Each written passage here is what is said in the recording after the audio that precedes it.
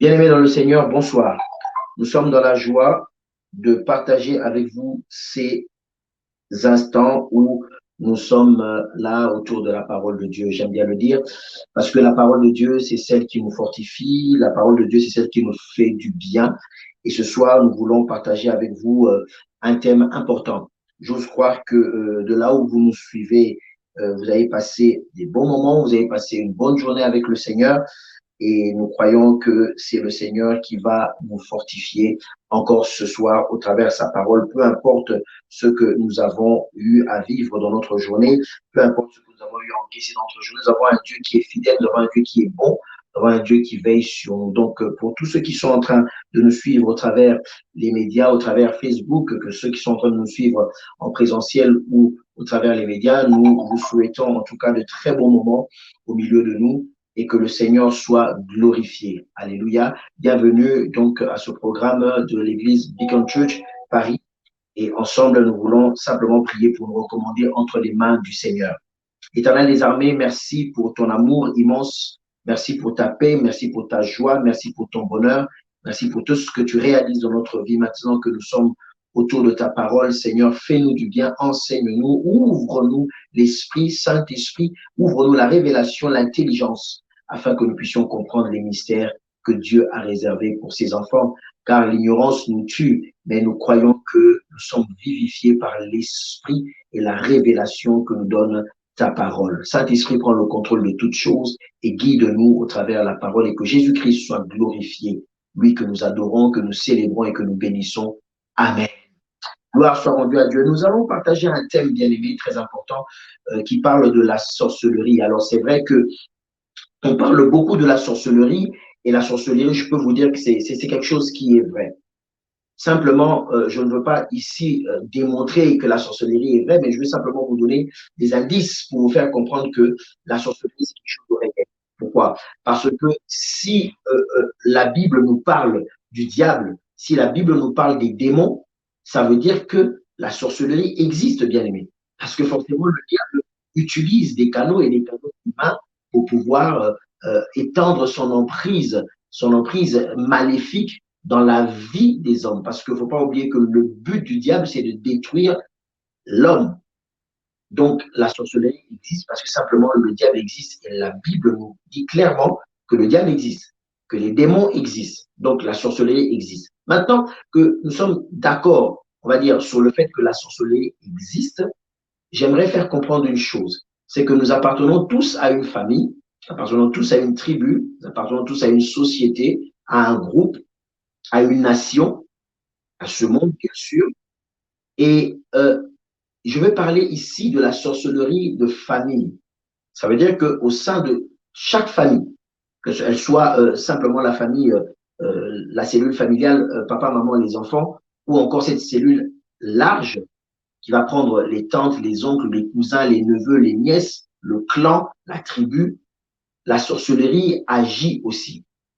Mais le thème de notre soir, c'est de voir ce qui favorise justement la sorcellerie de famille.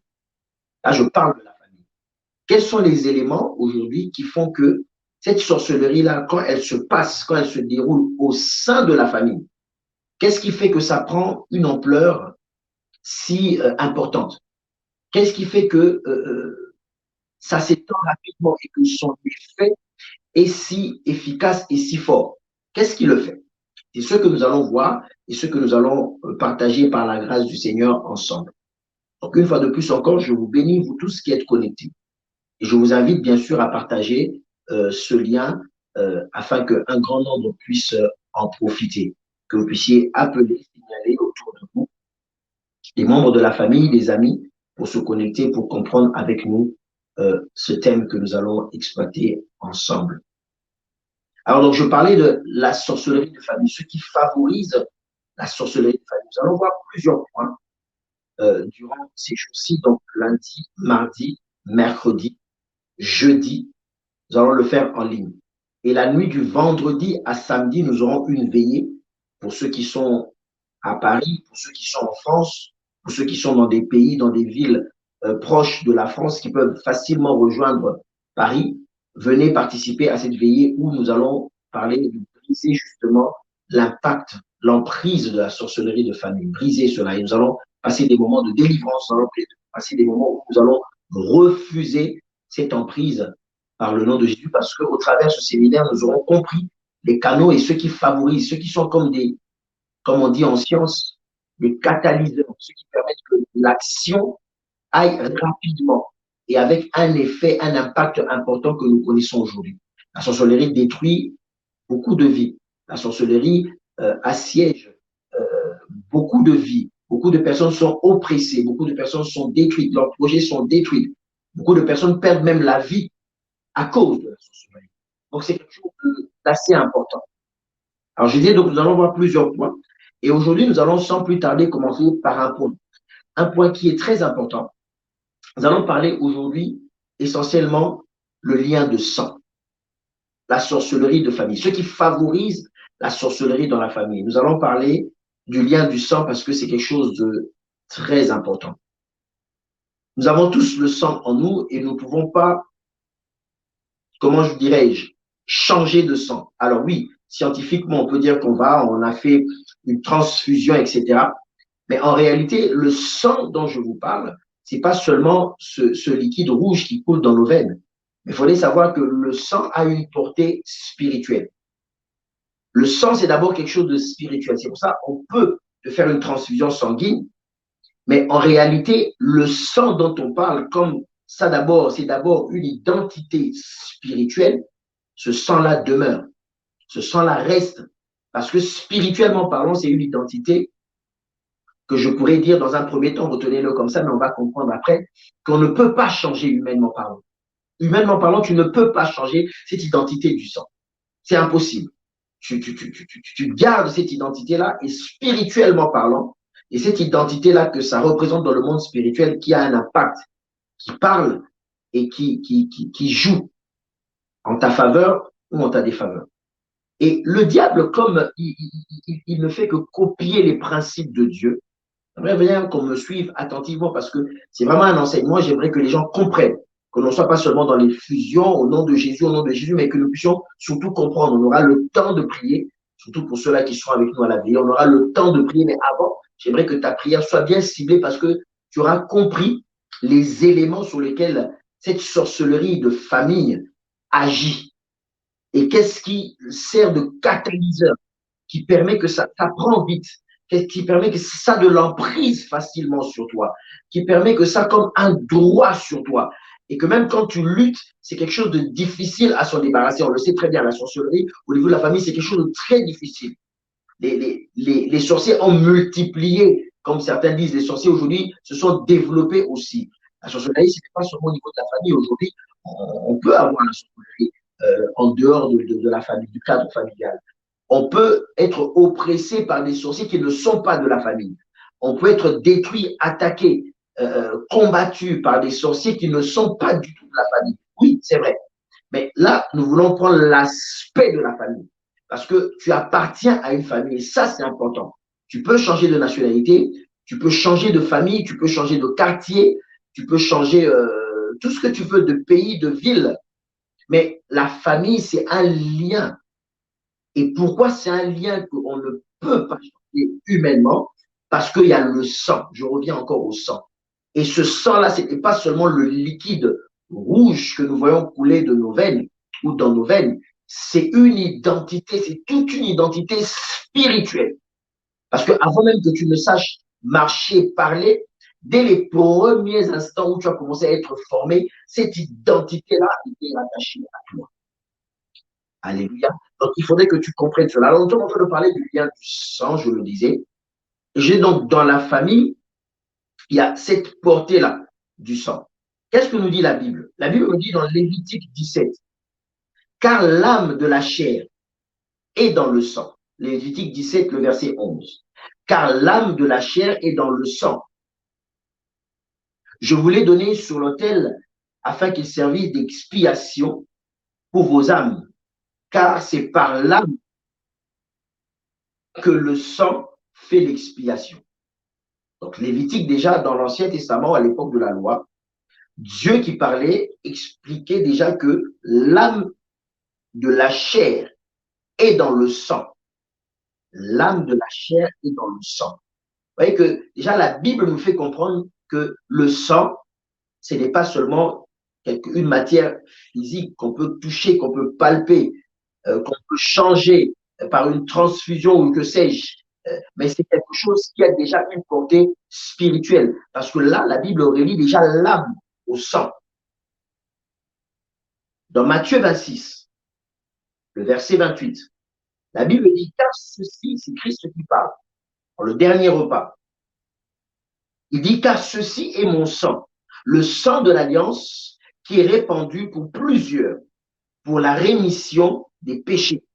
Le sang de l'alliance qui est répandu pour plusieurs, pour la rémission des péchés. Donc, on voit que Christ, là, au moment du sacrifice où il doit aller se sacrifier à la croix, Christ parle du sang. La Bible dit qu'il prit le pain, il a brisé le pain, et quand il a brisé le pain, il dit, ceci est mon corps qui a été brisé pour vous. Et prit la coupe, il leva la coupe, il dit, ceci est mon sang, le sang de l'alliance, le sang qui a été versé pour vous, pour la rémission de péché, le sang de l'alliance. Par l'alliance, Christ est en train de nous faire comprendre que c'est le sang qui nous rachète, le sang qui nous ramène à la vie. Et dans Lévitique, on nous dit que l'âme est dans le sang. Donc quand tu verses le sang, c'est un crime qui est grave. Autrement dit, si je dois prendre les deux versets, je dirais que le sang, en fait, spirituellement, a une portée importante parce que le sang symbolise la vie et la mort. Dans le sang, on voit au travers le sang la vie et la mort. Quand une femme donne naissance, il y a toujours le sang qui coule. Et on voit que Jésus-Christ nous a racheté, nous a donné la vie au travers son sang. Mais le même sang qu'il a versé, qui nous donne la vie, c'est le sang de sa mort. Parce qu'il a versé son sang. Quand on dit que Christ a versé son sang, là, on voit la mort de Jésus-Christ. Mais quand on dit que ce sang, c'est pour la rémission de nos péchés, c'est le sang de l'alliance, ça veut dire que nous qui étions séparés de Dieu, morts, et je ne parle pas de la mort physique, attention, je parle de la mort spirituelle, ça veut dire que maintenant nous revenons à la vie. La première vie que nous recevons au travers le sang, c'est d'abord la vie spirituelle. Vous comprenez que le sang a une portée forte dans le monde spirituel. Christ qui donne le sang qu'on a vu couler. Les humains voyaient simplement un jeune homme en train de saigner et en train de perdre son sang et de mourir, d'agoniser, de mourir par la suite. Mais ce sang qui coulait, c'était lui qui donnait sa vie. C'était sa vie qui était en train de s'échapper, de s'écouler. Il était en train de mourir pour nous. Et en même temps, ce sang qui a coulé, c'est le sang de l'alliance qui nous donne, nous, la vie. Et je disais, la maman, quand elle enfante, il y a toujours du sang. Même si ce n'est pas césarienne, il y a toujours du sang. Toujours. Et quand on parle d'un meurtre, quand on parle de la mort, on voit le sang. Quand on dit qu'une personne a tué de plusieurs manières, ça veut dire que tu as du sang dans tes mains. Ça veut dire qu'on voit toujours l'image du sang. C'est pour dire que par le sang, on a l'image de la vie et de la mort. Et au travers de l'exemple que j'ai donné de Jésus-Christ, on se rend compte que par le sang, on peut faire passer, c'est un canal, c'est un support efficace, spirituel, pour pouvoir drainer, pour pouvoir communiquer, pour pouvoir faire passer la vie ou la mort. Donc par le sang, on peut faire passer la vie, par le sang, on peut faire passer la mort. Parce que le sang symbolise les deux. Le sang a la signification de deux. Dans le sang est renfermé ces deux réalités spirituelles, ces deux fondamentaux spirituels de la vie et de la mort. Donc, le sang porte notre identité. Or, maintenant, puisque nous sommes en train de parler de la sorcellerie au niveau de la famille, c'est que nous qui appartenons à une même famille, nous avons le même sang. Nous partageons le même sang. Si on fait des examens aujourd'hui avec la technologie, on examine le sang d'une personne, on peut reconnaître qu'effectivement, il y a un lien entre deux ou trois personnes ou un groupe d'individus. Parce que dans le sang, ils vont retrouver des traces qui seront communes. Ils vont retrouver une identité qui sera connue. Ne serait-ce que même un seul fragment, mais il y aura toujours quelque chose en commun. Donc, les membres d'une même famille ont la même identité. C'est-à-dire, les membres d'une même famille partagent entre eux déjà la vie et la mort au travers le sang, au travers l'identité du sang. Ils partagent la vie et la mort. Donc, je pense que déjà, au travers de cette explication, vous commencez à vous rapprocher pour voir déjà que le sang va jouer un rôle important au moment où il y aura la sorcellerie maintenant qui va arriver. Naturellement, les membres d'une famille peuvent se sacrifier. OK? À cause du sang. Quand on fera l'enseignement où on verra, où on parlera de la sorcellerie en soi, comment la sorcellerie se transmet, vous allez voir qu'on reviendra aussi sur le sang. Parce que le sang, c'est un canal très efficace. Donc, ce lien permet de faire passer, je veux dire, légitimement, faites bien attention au terme, légitimement, ça veut dire de manière légale, de manière officielle, de droit, je dis bien de droit, ça peut faire passer la vie comme la mort. Parce que nous avons la même identité. Tu m'appartiens, je t'appartiens parce que nous avons le même sang. Le sang qui coule en moi, c'est le sang qui coule en toi. Donc, légitimement, là je suis dans une dimension spirituelle, légitimement, je peux faire passer la vie et je peux faire passer la mort au travers le sang. Or, toi et moi, nous avons le même sang parce que nous sommes de la même famille. Donc, ça passe facilement. Je n'ai pas besoin, si je peux dire, de permission. Je n'ai pas besoin d'autorisation. Ça coule, ça nous relie. Spirituellement, nous sommes reliés et ça circule entre nous. Donc, il suffit que quelqu'un, l'un d'entre nous, un membre de la famille, se décide d'infecter cela, tout le réseau est atteint. Et facilement, il peut atteindre une personne au travers le sang et ça devient un canal efficace par lequel nous pouvons atteindre des personnes. Bien sûr, les atteindre pour les détruire parce que dans cela, il n'y a absolument rien de Dieu. Nous sommes en train de parler de la sorcellerie qui est déjà à la base quelque chose de néfaste. Hébreux 10, 19 nous dit ceci. Ainsi donc, frères, puisque nous avons au moyen du sang de Jésus-Christ une libre entrée dans le sanctuaire par la route nouvelle et vivante qu'il a inaugurée pour nous au travers du voile, c'est-à-dire de sa chair. Ah, ça veut dire que Christ, par son sang, il a ouvert une voie. Par son sang, il a inauguré une voie qui n'existait pas avant, une voie qui était fermée. Mais lui, il a ouvert cette voie par le canal du sang. Ce qui fait que, et nous allons le voir, toute personne qui appartient à Jésus-Christ, qui partage le même sang, peuvent passer par ce canal.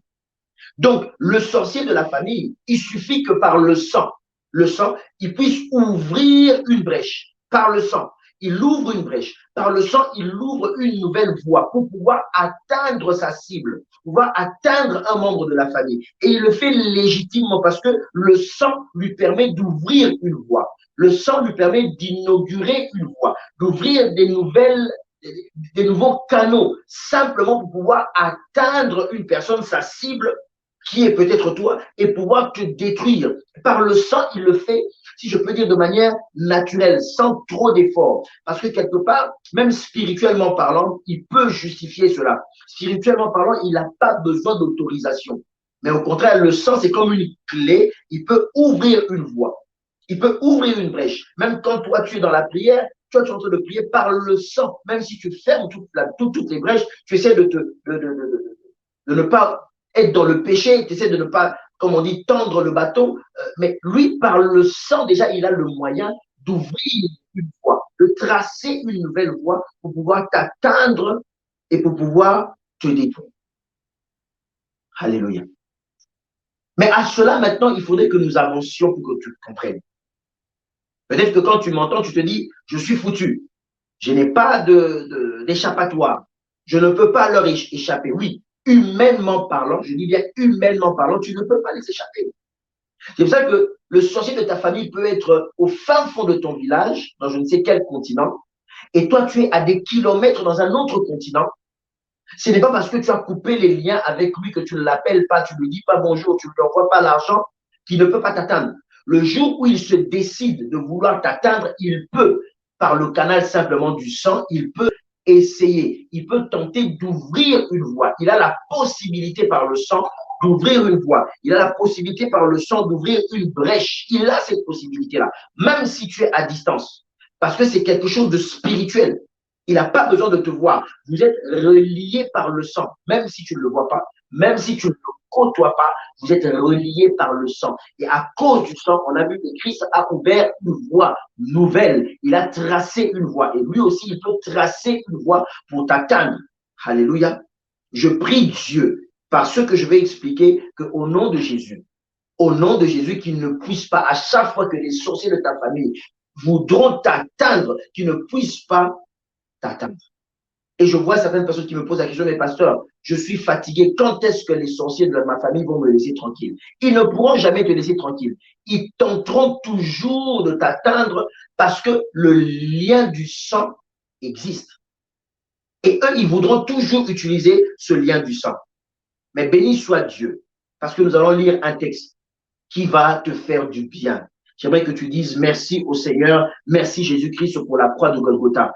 Dis merci à Christ pour la croix de Golgotha, parce que ce que je vais annoncer, ça va t'enlever ce poids de tout ce que je viens te dire. Jean, le chapitre 1 nous dit ceci.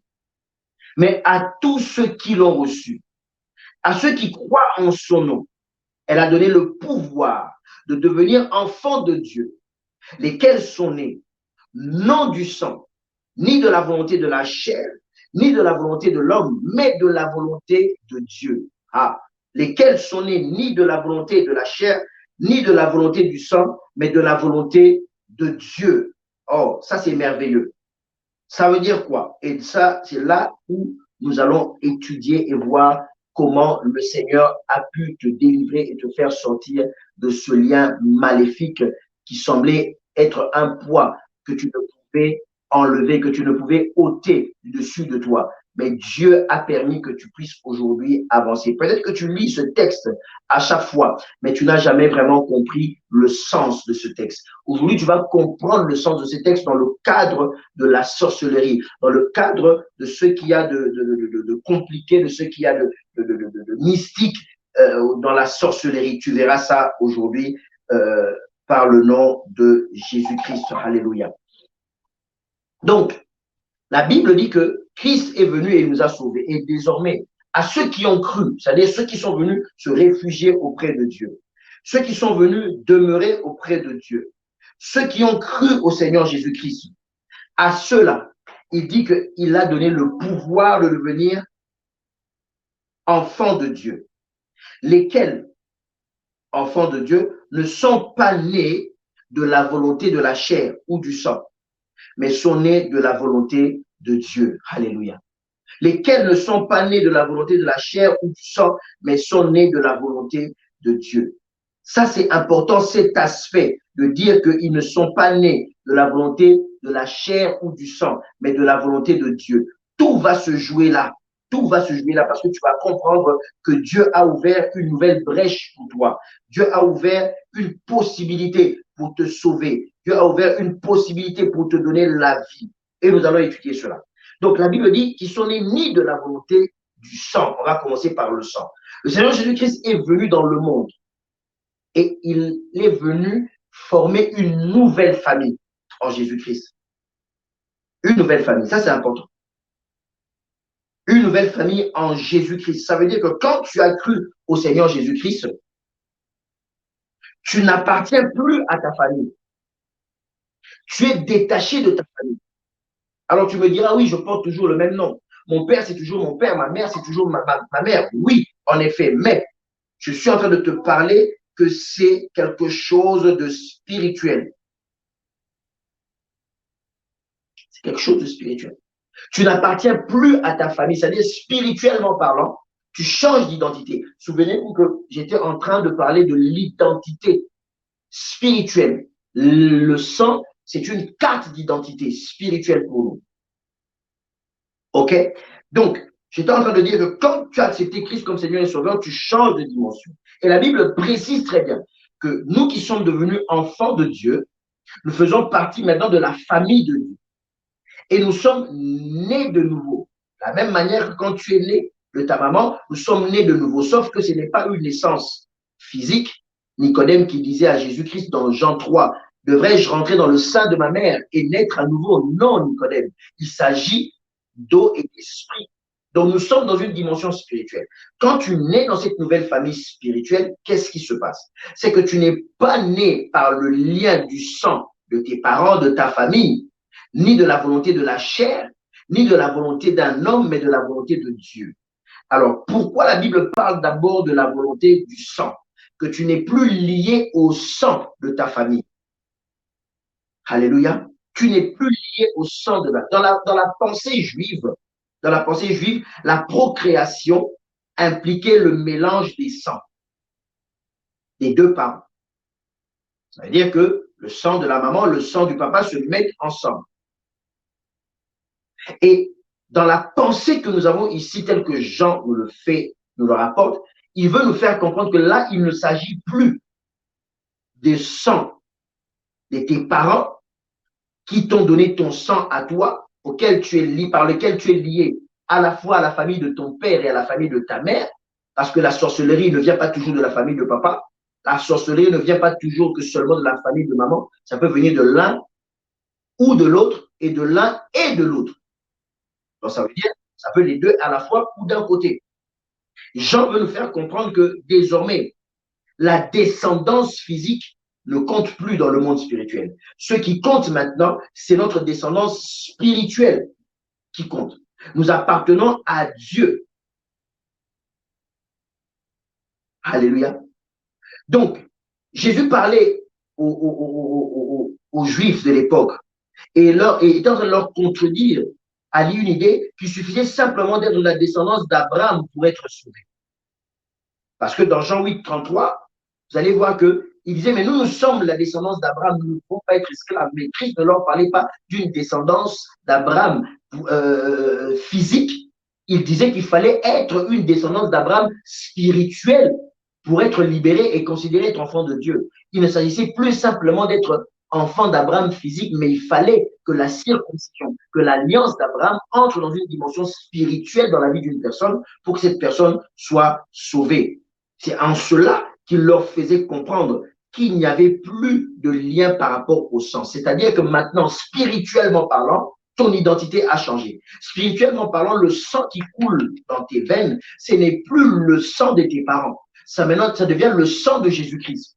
Ce qui fait que quand le diable, par le canal des sorciers, vient ouvrir une brèche, ouvrir une voie pour pouvoir t'atteindre au travers de la sorcellerie, cette voie légitime que lui, il utilise, quelque part, il rencontre un blocage. Il rencontre un barrage parce que, arrivé à un certain niveau, il se rend compte que tu ne fais plus partie de la famille physique, mais tu fais désormais partie de la famille spirituelle. Et au-delà, lui, il ne peut plus, parce qu'il ne peut plus faire valoir ce sang-là comme une identité. Il ne peut plus faire valoir ce sang-là comme une autorisation. Il est bloqué automatiquement. Automatiquement, il est bloqué. Je vais vous donner un exemple peut-être, excusez-moi pour ceux qui me suivent peut-être de l'étranger, l'exemple de Schengen. Alors, Schengen, c'est plusieurs pays européens qui sont mis ensemble, qui se sont dit, entre nous, les gens peuvent circuler sans passeport. Ils peuvent aller d'un pays à l'autre sans le passeport, sans le visa. Je voulais dire plutôt sans le visa. OK. Donc, quand tu es d'une certaine nationalité, un Français qui fait partie de Schengen, il peut aller en Belgique. Belgique fait partie de Schengen. Il peut aller en Allemagne. L'Allemagne fait partie de Schengen. Donc, ça veut dire qu'il va traverser les frontières. Il ne va jamais avoir besoin de visa. Mais s'il continue sa progression et qu'il se retrouve finalement en Russie, là, automatiquement, il ne peut plus faire valoir le droit en disant que je suis dans Schengen. Si un Français se promène en Allemagne, même s'il y a un contrôle d'identité, il montre son passeport, sa pièce d'identité, il fait valoir le droit, comme pour dire que nous sommes reliés par une alliance. C'est comme pour dire que Schengen, nous avons le même sang. Même si je suis français, ça veut dire que je peux faire valoir mon droit. Autrement dit, même si je suis la tante, même si je suis l'oncle, je ne suis pas le parent direct, mais comme nous avons le même sang, je peux faire valoir le droit du sang et bouffer cette personne spirituellement, faire du mal à cette personne spirituellement, détruire sa vie spirituellement au travers de la sorcellerie. Parce que je peux faire valoir ce droit-là. Tout comme un Français, je le disais, va se retrouver en Belgique, il va dire oui, je ne suis peut-être pas belge, mais à cause de Schengen, je peux faire valoir mon droit de me promener librement en France. Et le policier ne va rien le faire. Le policier est obligé d'accepter cela. Il n'est pas en France, mais à cause de ce droit, il le fait valoir. C'est pour ça que tu vois que ton grand-oncle peut t'attaquer au travers de la sorcellerie, même si ce n'est pas ton père, même si ce n'est pas ta mère. Ta grande-tante peut t'attaquer au travers de la sorcellerie parce qu'il a ce droit-là. C'est tout un espace de la famille dans lequel il a le droit. Et rien qu'à cause de l'identité du sang, il fait prévaloir ce droit-là. Et personne ne peut s'y opposer. Il a le droit. J'espère que tu me comprends. Il a le droit. Mais au-delà, je disais maintenant, ce citoyen français, quand il va arriver en Russie pour traverser la frontière, il ne peut pas dire que moi j'ai un passeport français, vous devez me laisser passer sans visa. Non, on va lui dire que oui, ton droit s'est arrêté dans l'espace Schengen. Mais au-delà, tu ne peux pas. De la même manière qu'il y a des pays qui sont en Europe, qui sont considérés de l'Europe géographique, mais qui ne font pas partie de Schengen. Donc, pour entrer dans ces pays-là, tu as besoin d'une autorisation. Alléluia. Tu as besoin d'une autorisation. J'aime bien prendre cet exemple pour te faire comprendre qu'à un moment donné, il y aura un membre de ta famille qui va dire, mais moi, je peux. Mais on lui dira, tu ne peux pas. Oui, ce pays fait partie de l'Europe géographique, mais ce pays ne fait pas partie de Schengen. Donc, tu ne peux pas entrer dans ce pays. De la même manière, on va lui dire que oui, cet enfant fait toujours partie de votre famille. Il a le nom. Physiquement, il fait partie de votre famille, mais spirituellement parlant, il ne fait plus partie de cet espace dans lequel vous, les sorciers, vous avez le droit à cause du sang.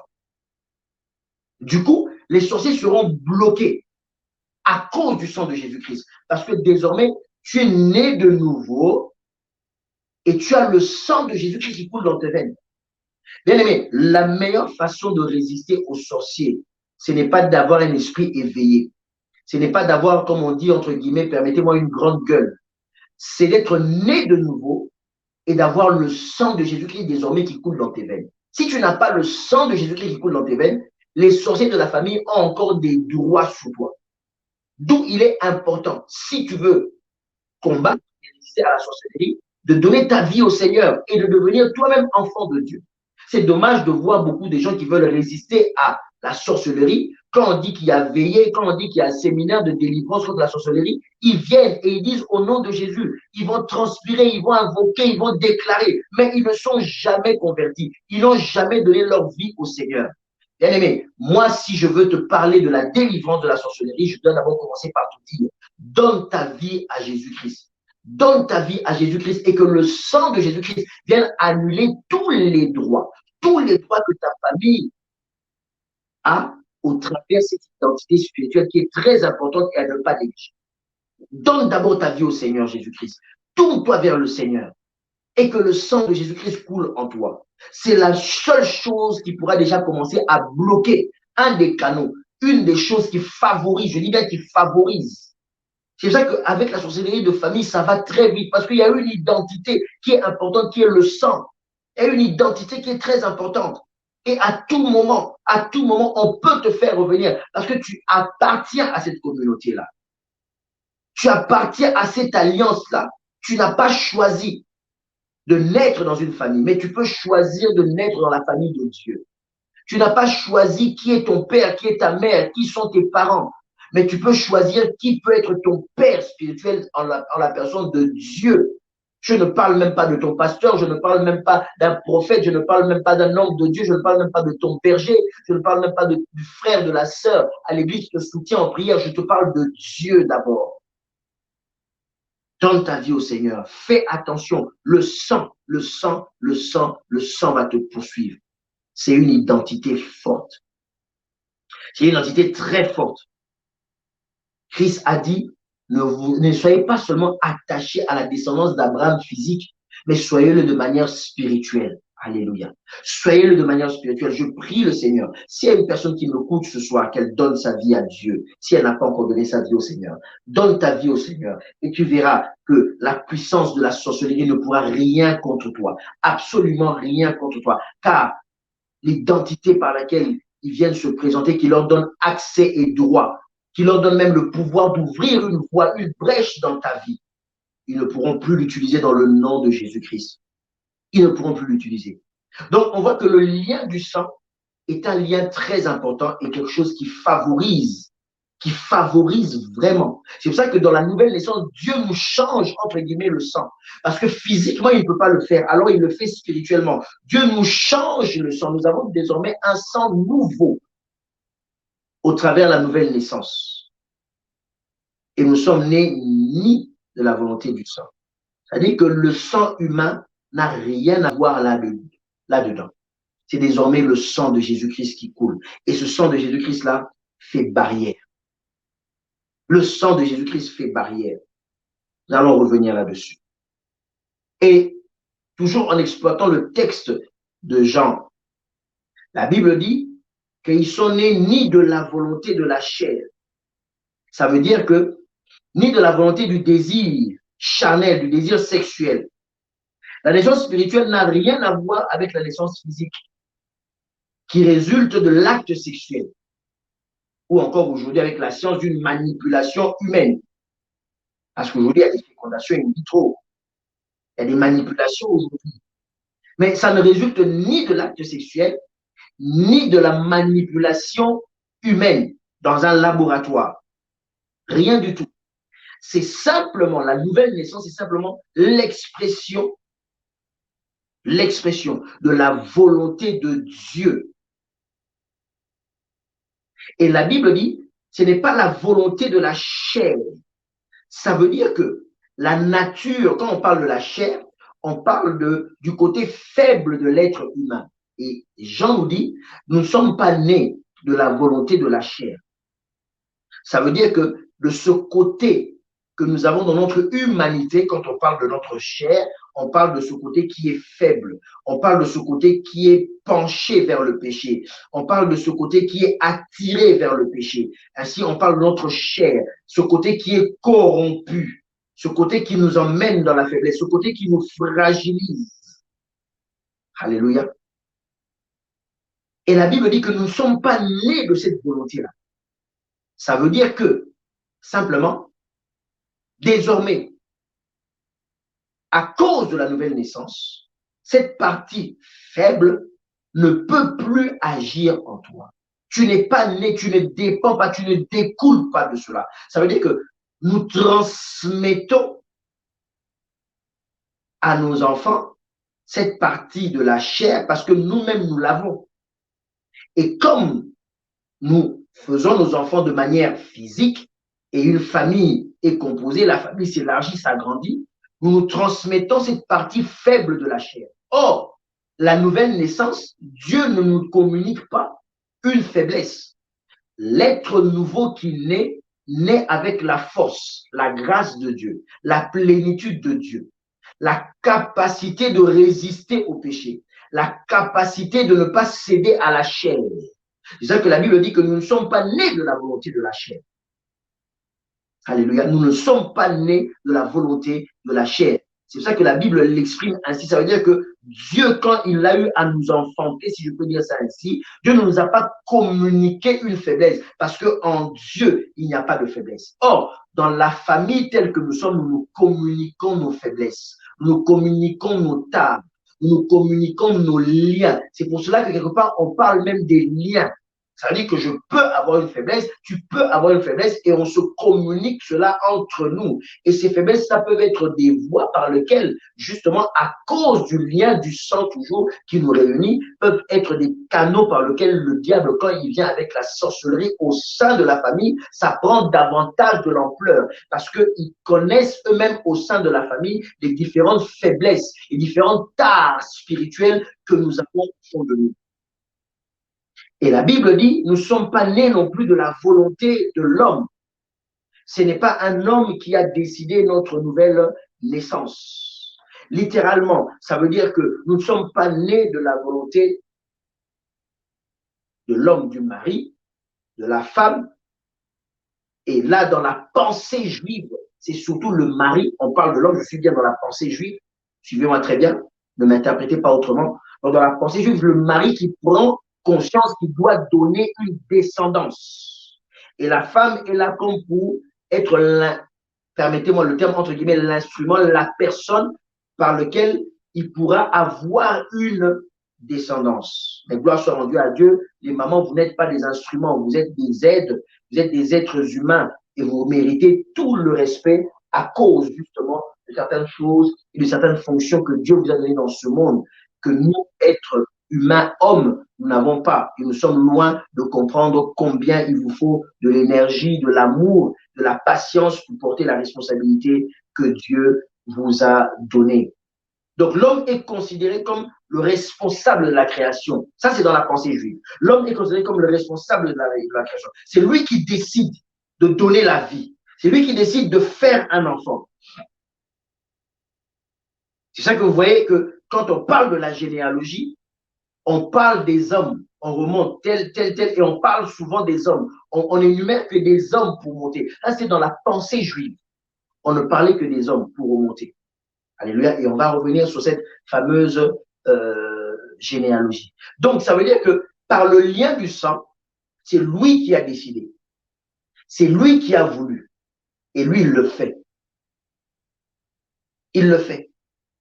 Et on voit des fois certaines personnes, à tort ou à raison, on sait que des fois dans l'éducation africaine, nos mamans, nos papas, ils nous répètent ces choses-là, mais tant que c'est dans le sens de nous faire comprendre, de faire réaliser qu'ils sont des aînés et qu'on ne connaît pas la vie plus qu'eux, il n'y a pas de problème. Mais quelquefois, ça a une portée spirituelle, où ils disent, on te maudit, et la personne t'attaque spirituellement. Et quand elle te maudit, elle te dit, tu sauras que c'est moi qui suis ton père, c'est moi qui t'ai mis au monde, c'est moi qui suis ta mère, c'est moi qui t'ai mis au monde. Et l'autre parent te dira, tu verras que j'ai vu le soleil avant toi, un angle, une tente. Parce qu'il se réclame ce droit-on pour dire que si tu es venu à la vie, c'est parce que nous avons voulu, nous avons décidé. C'est notre volonté à nous. Or, dans la pensée de Dieu, quand tu nais maintenant avec le Seigneur, tu n'es plus là-dedans. Et parce que c'est leur volonté, et que parce qu'ils ont accepté, comme s'ils t'ont fait un don de la vie au travers le sang qu'ils ont donné, ils se donnent, ils s'octroient le droit de pouvoir te reprendre la vie à tout moment et d'agir dans ta vie parce que simplement, c'est eux qui t'ont donné la vie. Ils ont décidé leur volonté. Par leur volonté, ils t'ont donné l'identité du sang, c'est-à-dire qu'ils t'ont transmis la vie. Souvenez-vous qu'au début, j'ai dit, par le sang, on peut communiquer la vie et la mort. Donc, eux, ils s'estiment que par leur volonté, comme des dieux, nous avons décidé, nous, un jour, de te donner la vie au travers le sang. Donc, le sang nous lie. Et au travers ce même sang, parce que nous sommes des humains, notre chair aussi, notre faiblesse, notre tare t'a été transmise. Donc, nous te tenons comme par un fil, nous te tenons comme par un lien dont tu ne peux pas te défaire qui s'appelle le sang. À tout moment, nous, sorciers de la famille, on a la main sur toi parce qu'on partage le même sang et parce que nous avons décidé que tu viennes à la vie. Et dans certaines coutumes, ça peut prendre des fois des ampleurs. Ça veut dire que même le neveu a des fois plus d'importance que l'enfant même de la maison. Et le neveu, il peut se décider à cause de cette position spirituelle qu'on lui donne. En tant que neveu, on va te dire dans la famille, dans les coutumes, lui, il est neveu, mais en réalité, tu dois le respecter comme s'il était ton père. Tu dois le respecter comme s'il était la mère. Donc, il s'octroie ce droit-là. Et entre nous, dans la famille, le lien de sang fait que quand un sorcier se lève, facilement, le feu prend parce que nous sommes liés par le sang. Il n'a pas besoin de droit. Et il se dit, c'est une volonté. Tu es venu par la volonté. Tu appartiens à une famille. C'est par la volonté de certaines personnes que tu fais partie de cette famille. Et on te rappelle, si ce n'était pas un tel, tu n'aurais pas vu la vie. Si ce n'aurait été mon oncle, ce n'aurait été ma mère, ce n'aurait été mon père, ce n'aurait été, je ne sais pas, mon petit frère ou ma grande soeur, toi, tu ne serais pas venu à la vie. C'est mon frère qui t'a mis au monde. C'est ma soeur qui t'a mis au monde. C'est mon neveu qui t'a mis au monde. C'est mon oncle qui t'a mis au monde. Voilà. Les gens se revendiquent ce droit-là parce qu'ils savent qu'il y a un lien de sang qui vous lie. Et par ce lien de sang-là, comme je dis, c'est une identité. C'est une permission valable. C'est un passeport avec un visa où à tout moment, ils peuvent dire, nous avons le droit d'entrer dans ta vie et de détruire ta vie, de saccager ta vie. Or, par la nouvelle naissance, comme je disais, Dieu brise cela. Et quand nous remontons maintenant dans la généalogie, on se rend compte d'une chose. C'est que notre généalogie, comme je disais, va monter par tes parents. Mais j'aime bien. Parce que quand on parle de la généalogie de Jésus-Christ, on énumère, on monte, on monte, on monte. Et j'aime beaucoup parce qu'au bout d'un moment, on revient à la pensée de Dieu. On dit ceci, c'est que Adam, on parle de Seth, qui est l'enfant d'Adam. Bien sûr, il y a Abel, enfant d'Adam aussi. Caïn qui a désobéi, qui est parti. Mais on dit ensuite, s'agissant d'Adam, on dit Adam, fils de Dieu. Adam, fils de Dieu. Alléluia. Vous comprenez que ce qui est important, c'est que quand tu as accepté le Seigneur, le lien du sang de toute la généalogie est court-circuité. Directement, tu passes de enfant, fille de ton père, de ta mère, de ton oncle, de ta tante, directement tu deviens fils, fille de Dieu. À cause non plus du sang que tes parents t'ont transmis, mais à cause du sang de Jésus-Christ. Et c'est pour ça que maintenant, quand la sorcellerie veut passer au travers le sang pour t'atteindre, c'est court-circuité. Quelque part, ils sont bloqués parce que le canal désormais qui te relie toi directement, c'est que tu es devenu fils de Dieu, fille de Dieu. Et eux, ils ne peuvent plus agir. Ils ne peuvent plus agir. Ça devient compliqué pour eux. Or, s'ils ont toujours accès au travers le sang, à tout moment, ils peuvent venir. Donc, j'aimerais qu'aujourd'hui, ce que j'aimerais faire comprendre pour le premier point, c'est qu'une chose qui favorise la sorcellerie en famille, c'est d'abord le lien dans lequel nous sommes unis. Le lien de famille qui nous réunit. Ce lien-là, humainement parlant, je dis bien humainement parlant, bien aimé, tu ne peux pas changer cela. Tu ne peux pas changer ce lien humainement parlant. C'est impossible. Impossible. Où que tu ailles, même si tu ne participes jamais aux réunions de famille, même si tu n'appelles jamais, même si tu t'es complètement effacé, que personne n'a ton numéro de téléphone, spirituellement parlant, ce lien-là vous lie. Et spirituellement parlant, ils peuvent te détecter à n'importe quel moment et te localiser à n'importe quel moment. Ça, c'est important. À n'importe quel moment, à cause du sang, ils peuvent te localiser. Parce que, bien aimé, c'est comme un scanner spirituel. Donc, quand ils vont ouvrir ce scanner spirituel, le sorcier, il reconnaît qui est de sa famille à cause du sang. Parce que le sang va parler. Le sang va donner ton identité, même si toi, tu ne donnes pas ton identité. Le sang va donner ton identité. Et ce sang-là va te poursuivre. Ce sang-là va te poursuivre. Ce sang-là va parler. Ce sang-là, tu l'auras toujours sous tes mains. Je vais vous dire une chose. Déjà, de manière générale, le sang, c'est quelque chose qui s'attache. C'est pour ça que tu peux commettre des crimes, tuer des gens. Quand tu as du sang dans tes mains, tu peux laver tes mains. Tu peux bien t'habiller en costume. Tu peux être propre sur toi. Tu peux faire tout ce que tu veux, spirituellement parlant. Ce sang-là des gens que tu as tués resteront toujours dans tes mains. Et celui qui a les yeux spirituels te verra toujours avec des mains maculées de sang. Toujours. Toujours. Le sang, c'est quelque chose qui ne s'efface pas facilement. Si je peux dire, c'est quelque chose qui ne s'efface pas. Il n'y a que le sang de Jésus-Christ qui peut effacer le sang. Il n'y a que le sang de Jésus-Christ qui peut effacer le sang. C'est pour cela que, bien aimé, le sang des animaux dans l'Ancien Testament ne pouvait pas effacer nos péchés. C'était du sang. Mais ça ne pouvait pas effacer nos péchés. Parce qu'il n'y a que le sang de Jésus-Christ qui peut effacer le sang.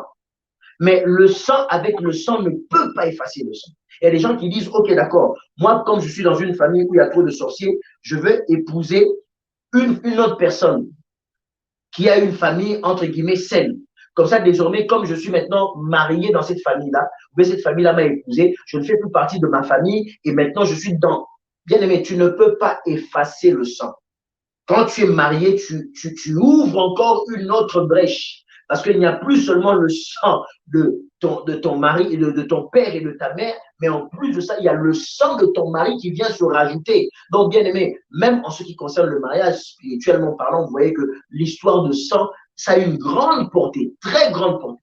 Parce que tu ouvres encore une autre brèche. Et à cause de ce lien, de cette alliance-là, quand tu es marié, ça veut dire que le sang de l'autre côté peut légitimement aussi te réclamer.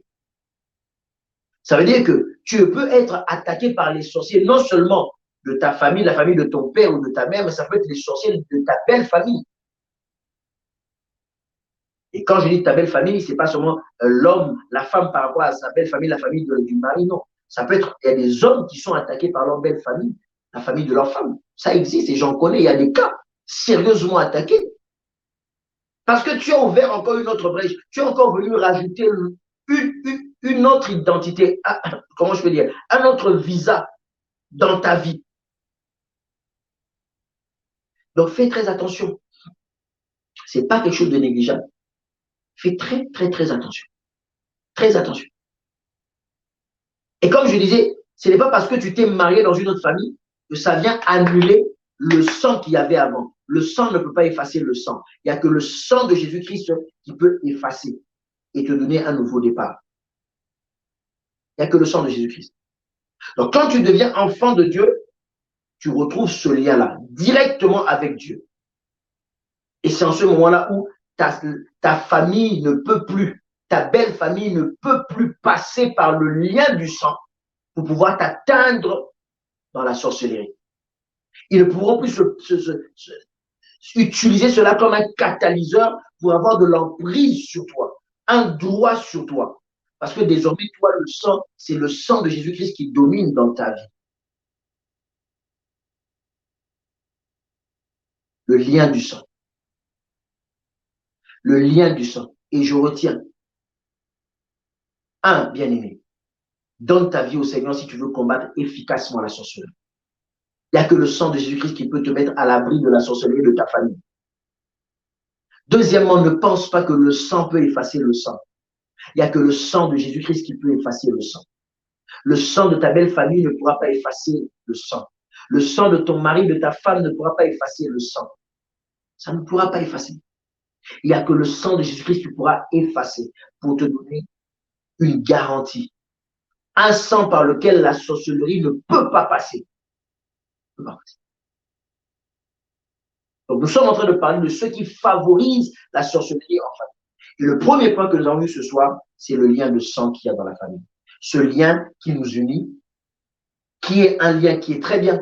Je ne te demande pas de rejeter ta famille. Je ne te demande pas de renier ta famille. Je ne te demande pas de maudire ta famille. Tu appartiendras toujours à ta famille. Tu seras toujours le fils d'eux, la fille d'eux, le frère d'eux, la sœur d'eux, la nièce d'eux, le neveu d'eux, la tante, l'oncle d'eux. Tu le seras toujours. Mais physiquement, ça va s'arrêter là. Au-delà, ils ne pourront rien faire. Quand spirituellement parlant, ils voudront faire des choses néfastes dans ta vie, ils comprendront que toi, tu as désormais le sang de Jésus-Christ. Quand ils voudront passer par cette voie-là, légitime pour dire que c'est notre sang, vous n'avez rien à dire, ils ne pourront rien faire. Rien, absolument rien. Parce que toi, ce n'est plus le sang de Jésus-Christ. Toi, pardon, ce n'est plus le sang de ta famille, mais c'est le sang de Jésus-Christ. Bien aimés, nous sommes dans la joie d'avoir partagé avec vous ce premier point. J'ose croire fermement que ça vous a plu. Vous pouvez nous envoyer des questions. Il n'y a pas de problème. Vous pouvez nous envoyer des questions. Vous pouvez vous connecter sur WhatsApp pour ceux qui sont à l'étranger pour que ça puisse permettre à tout le monde de pouvoir nous envoyer des questions. Et nous allons nous atteler à répondre à ces questions-là. Je vous donne un numéro de téléphone. Donc, c'est 00336 68 08 59 96. Ou encore, je dis donc 00336 68 02 59 96. Je le reprends encore. Pour ceux qui sont en Belgique, 00336 68 02 59 96. Je le reprends une dernière fois, 00336 68 02 59 96. Envoyez-nous plutôt vos questions. Nous aimerions répondre à vos questions, à vos préoccupations et évoluer avec nous. Rendez-vous avec vous demain à la même heure, donc 21h heure de Paris, sur notre page Facebook, sur tous les réseaux sociaux, autres réseaux sociaux pour ceux qui nous suivent. Cette émission passera en différé sur YouTube. Je suis de vous connecter sur Beacon Church et vous allez avoir Beacon Churches. Vous allez avoir cette émission. Et n'oubliez pas qu'on a aujourd'hui lundi, mardi, mercredi, jeudi en ligne. Et la nuit du vendredi à samedi, nous avons une veillée où nous allons prier. Le thème de la veillée, ça sera briser l'emprise de la sorcellerie de famille. J'ose croire que nous avons été bénis. J'ose croire que le Seigneur a parlé. J'ose croire que l'Esprit du Seigneur a parlé. J'ose croire que l'Esprit du Seigneur continuera de parler dans nos cœurs. Tout ce qui me reste à faire, c'est de vous dire merci à tous et à toutes de nous avoir suivis. Rendez-vous demain. Que Dieu vous bénisse, que Dieu vous garde. Et je déclare, je proclame déjà, pour tous ceux-là qui sont venus se réfugier en Jésus-Christ, la sorcellerie de famille ne fera rien contre toi. Absolument rien contre toi. Si tu doutes, sois avec nous dans ce temps de prière. Si tu peux, viens physiquement à la veillée et tu verras la grandeur de Dieu qui est capable de briser la sorcellerie de famille. Tant de personnes ont souffert et souffrent à cause de cela. Et ne peuvent pas se débarrasser parce que la famille, c'est la famille. Et tu as une nouvelle famille en Jésus-Christ. Que Dieu te bénisse. Je bénis mes bien-aimés de partout qui nous suivent, ceux qui nous suivent au travers, à partir de l'Afrique du Sud, ceux qui nous suivent, ceux du Soumangué, ceux qui nous suivent de l'AEG, ceux qui nous suivent de partout, de Beacon Church, toutes les églises Beacon Church dans le monde. Que Dieu vous bénisse abondamment. À lui soit la gloire. Au revoir.